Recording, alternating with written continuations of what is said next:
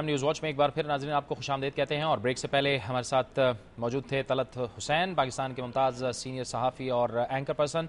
और ब्रेक का वक्त हुआ चाहता था। बहुत शुक्रिया तलत साहब, आप हमारे साथ मौजूद रहे। तलत साहब, ये बात साबित हो गई कि तमाम जो सियासी जमातें हैं वो अवाम के जो मसाइल हैं उनको हल करने के लिए तो इकट्ठी नहीं होती, लेकिन जब यहाँ मफादात का मसला आ गया तो सब की सब हमारे खिलाफ इकट्ठी हो गई।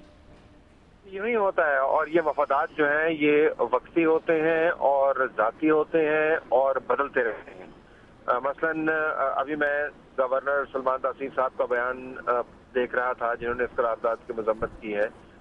आज के माहौल में और आज के वाकयात के पेश नज़र तो मेरे ख्याल में ये बड़ी खुशाइन बात है कि गवर्नर साहब ने इस करारदाद की मजम्मत की है। लेकिन गवर्नर साहब को मीडिया के साथ जो शिकायत थी उनका अंबार भी आपके सामने है। इसी तरह एमकेएम की तरफ से भी इस करारदाद की मजम्मत हुई है और उसको आज़ाद सहाफत पर हमला करार दिया गया है। वो भी खुशाइन बात है, लेकिन एमकेएम पर जब तनकीद होती है तो वो मीडिया के खिलाफ ले दौड़ते हैं।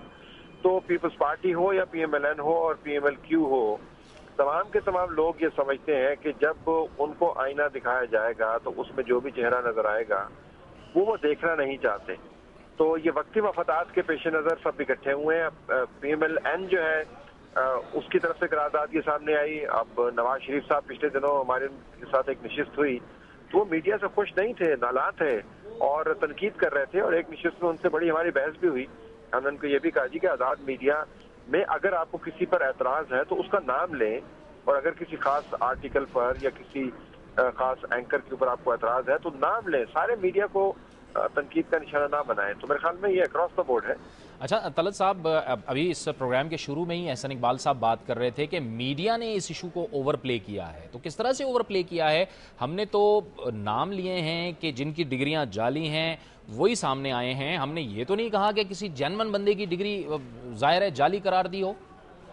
जी बिल्कुल, देखें एहसन इकबाल साहब भी अपनी पार्टी की पॉलिसी के ताबे हैं। अगर आप उनसे प्राइवेटली बात करें तो शायद वो ये बात ना कर रहे हैं, और ये जो हकीकत है ये सब पर लागू होती है। आप खुद सहाफ़ी हैं, आप जब प्राइवेट नशिस्त करते हैं तो के साथ तो उनका नुक्ता नज़र कुछ और होता है, पब्लिक नुक्ता नज़र कुछ और होता है। लेकिन जाली डिग्रियों के मामले को मुझे हैरत है कि एहसन इकबाल साहब की तरफ से इवन पब्लिकली ये स्टैंड आ रहा है। मीडिया ने पब्लिसाइज नहीं किया, आबिद शेर अली ने नहीं किया। और आबिद शेर अली जो है वो दुनिया या आज या एक्सप्रेस या डॉन या किसी और चैनल के लिए काम नहीं करते हैं, वो इनके बहुत बहुत शुक्रिया तलत साहब, आपने हमें ज्वाइन किया इस इंतहाई अहम मौजू पे।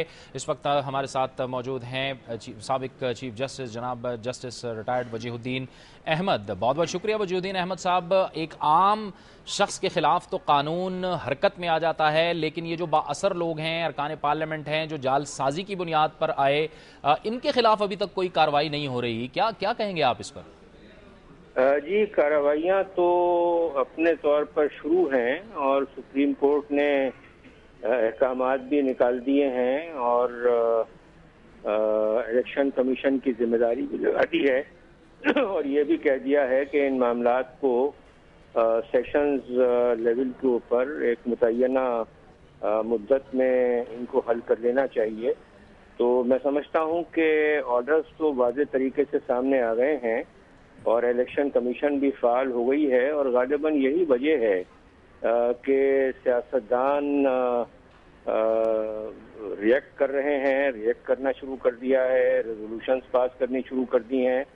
और अफसोसनाक बात जो है वो ये है कि इस तरह के कामों में कोई डिसेंट भी नज़र नहीं आ रही है, कोई अपोजिशन भी नज़र नहीं आ रही है। और देखें, मैं आपसे ये अर्ज़ करूँ कि ये डिग्रियों का मसला इतना नहीं है, उसकी वजह यह है कि वो तो आसिफ अली जरदारी साहब के इलेक्शन से पहले डोगर कोर्ट इनको हरी झंडी दिखा चुका है। वो तो मसला नहीं है। मसला तो ये है कि जनाब, अगर तो आप इस किस्म की जालसाजी में मुलव्वस हैं, अगर तो आप जालसाज हैं, तो क्या आप कानून साज भी हो सकते हैं? जी बहुत बहुत शुक्रिया, बहुत बहुत शुक्रिया। जस्टिस रिटायर्ड वजीहुद्दीन अहमद का कहना था कि अगर आप जालसाज हैं तो क्या आप कानून साज भी हो सकते हैं। इसी पर हम बात करेंगे। इसके लिए हमें ज्वाइन किया है टेलीफोन लाइन पर हमारे साथ मौजूद हैं रुकन कौमी असम्बली शेरी रहमान। बहुत बहुत शुक्रिया शेरी रहमान साहिबा।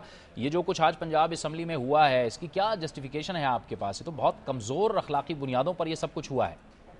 जी बिल्कुल, मैं समझती हूँ कि इस वक्त जो पंजाब असम्बली में करारदाद पेश भी हुई, मंजूर भी हुई, وہ جذبات میں رہ چکے ہیں، اس بات کو وہیں میں سمجھتی ہوں ختم کر دینا چاہیے تھا۔ اگر کچھ ممبران کو تکلیف تھی یا تشویش تھی کہ میڈیا نے غلط چھاپا ہے یا ان کی ڈگری کو غلط پورٹرے کیا ہے، تو پھر ان کو بے شک میں سمجھتی ہوں اتنا ہی ٹائم دینا چاہیے کہ وہ جو بھی غلطیاں ہیں، جو بھی مغالطہ ہے، اس کو صحیح کر سکے۔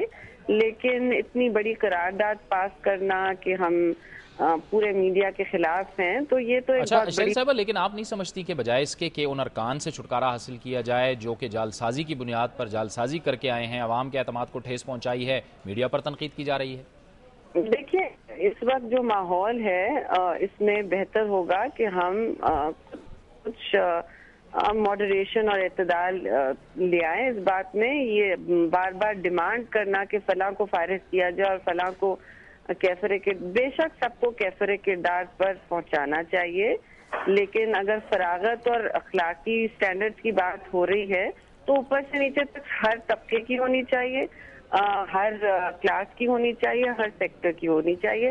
اس میں صرف سیاستدان نہ شامل ہو، بے شک ان کی پہلے کریں شروعات۔ ہمیشہ یہاں احتساب سیاستدان کا ہی ہوا ہے، میں اس کے خلاف نہیں ہوں، بے شک احتساب ہو، لیکن پھر سب کا بھی اسی دائرے میں، اسی سٹینڈرڈ سے، اسی کرائیٹیرین سے آپ احتساب کریں۔ بہت بہت شکریہ شہر رحمان صاحبہ آپ کا۔ یہ تھا ہمارا آج کا پروگرام نیوز واچ سے جاوید اقبال کو اجازت دیجیے، اللہ حافظ۔